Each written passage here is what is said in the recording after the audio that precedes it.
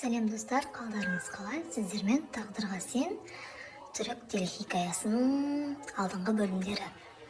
Яғни Сераның ата-анасы барлығы ауылдан келеді, Стамбул қаласына көшіп келеді. Келген кезде Серан оларды күтіп алуға Латиф мырзадан рұқсат сұрайды. Отбасымды күтіп алуға болады ма деп. Ал сол кезде Латиф мырза бірінші бойдың заңы бойынша Ифакат мырза ханымның тұрамыз деп Серанға ескертпе береді. Яғни әр бөлмедегі болып жатқан жағдай әркімнің өзінің мәселелері.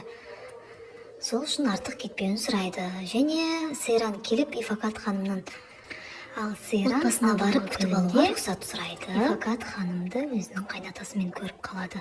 Сол есіне түсіп, өте қатты есіне кетпес жағдайға түсіп. Және Ифакат ханым Серанға келесі жолы барасын үйге шақырамыз дегендей өзінің талаптарын айтады. Сол кезде Ферит Серанның көңілсіз отырғанын көріп, өзі алып келуге тырысады. Яғни отбасына Серанды алып келген кезде әпкесінің ренжіп отырғанын көріп, көңілін аулауға тырысады, бар шындықты айтуға тырысады әпкесіне.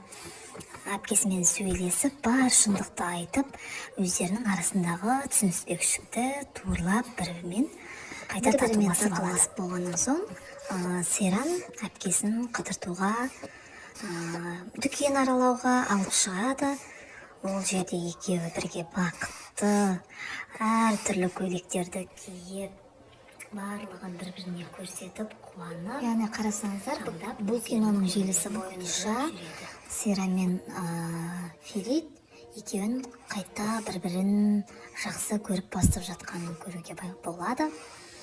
Және бұл жерде әпкесі Сунаға да Фериттің ағасы Абидиннің көзі түсіп жүргенін байқауға болады.